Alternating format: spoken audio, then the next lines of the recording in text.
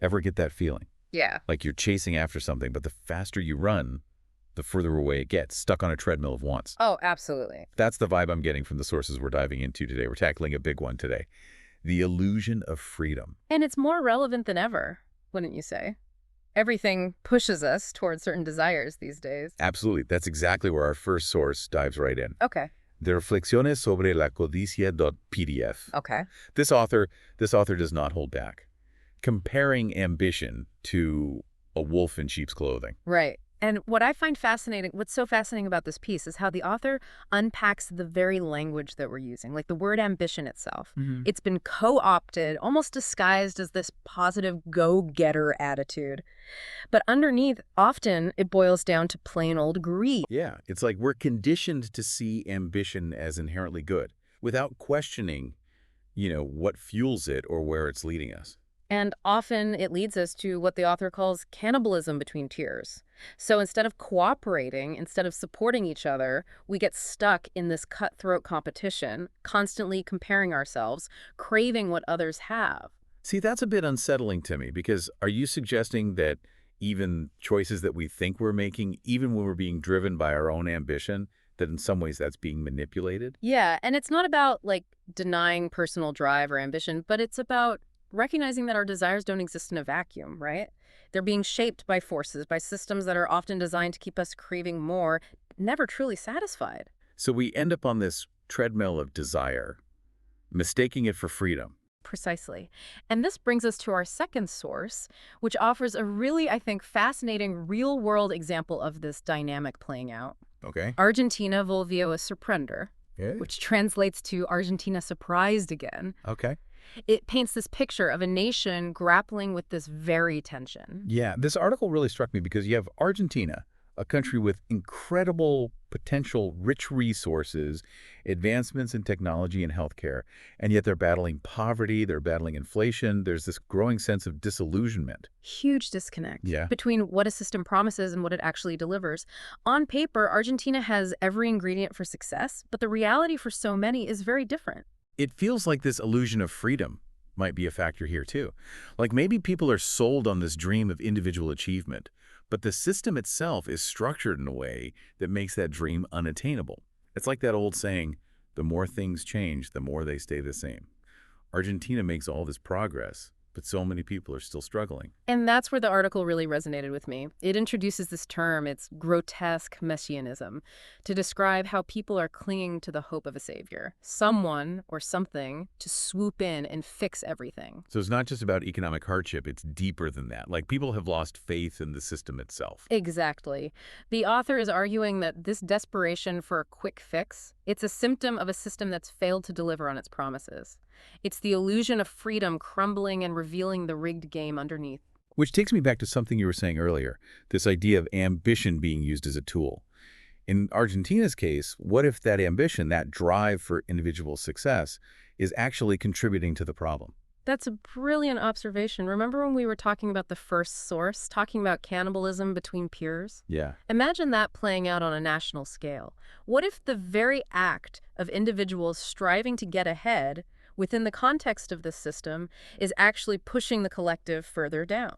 So instead of people coming together to demand change from the system itself, they're trapped in this cycle of competing with each other, hoping to be the one who makes it. Precisely. And the system thrives on that division. It's much harder to challenge the rules of the game when everybody is so busy trying to win, even if the game itself is designed for most to fail. Okay, this is where my mind starts to spin a little bit. You're saying that even well-intentioned people who are driven by ambition, they want a better life, can end up inadvertently perpetuating a system that's failing them. It's complicated, right? Yeah. It's a very complex issue. And the article doesn't offer any easy answers, but it does raise a critical question. What if true progress, true freedom, lies in redefining what success looks like? What if, instead of measuring success by individual achievement within a flawed system, we focused on creating a system that allows everyone to thrive? So instead of every man for himself, it becomes more about like a rising tide lifts all boats. Yeah. But how do we even begin to shift that mindset on such a societal level? I mean, it feels like such a deeply ingrained part of our culture, especially here in the U.S. It's like we've been handed this beautifully wrapped box, right? labeled freedom, Yeah. but inside it's just a hamster wheel. We run and run and run. And we don't even realize Yeah. we're on the wheel. We're so caught up with chasing after these things, success, status, more stuff, Yeah. that we never stop and ask, is this actually going to make me happy? Which makes me think about what you were talking about earlier about redefining success. Yeah. What does that even look like practically? Like, does that mean we have to abandon ambition altogether? I don't think so. I think it's more about reframing it. What if instead of just focusing on climbing the ladder, we focused on building a world where everyone has a ladder they can climb, where success is measured not just by, what we as individuals achieve, but by the well-being of the collective. So it's about recognizing that our individual aspirations are deeply intertwined with the systems that we're a part of, that we can't thrive unless the system is built in a way that supports everyone. Exactly. And that requires a shift from me thinking to we thinking. Hmm. Right? It's about questioning those stories we've been told about competition, about scarcity, and really being open to exploring alternative models that are built on cooperation, on abundance. It feels like a huge undertaking, though. Like, how do we even begin to unravel these patterns and systems that are so ingrained? It starts with awareness. I think, Ah. by recognizing the illusion of freedom for what it is, we can start to at least make more conscious choices. Hmm. Choices that are aligned with our values, that contribute to, a better future for everybody. So it's not about waiting for some grand solution or hoping that somebody else is going to fix things. It's about each of us taking responsibility for the role that we play in these systems. Absolutely. Every time that we support a business that is prioritizing ethical practices, or we vote for policies that actually promote social justice, or we choose, connection and collaboration over cutthroat competition. Right. Chipping away at the illusion and building something new. So this deep dive into the illusion of freedom wasn't just about exposing a problem, but it's about empowering us to imagine and create a different reality. One where freedom isn't just an illusion, but an actual shared experience. And that's what's so hopeful about all of this. We have the power to reshape the systems that shape us. It's not going to be easy. But the possibilities are pretty much limitless if we're willing to question the rules of the game and rewrite them together. That's quite a thought to leave us with today. Thank you for joining us on this deep dive. Hopefully this sparked some new ideas, inspired you to look at the world around you with fresh eyes.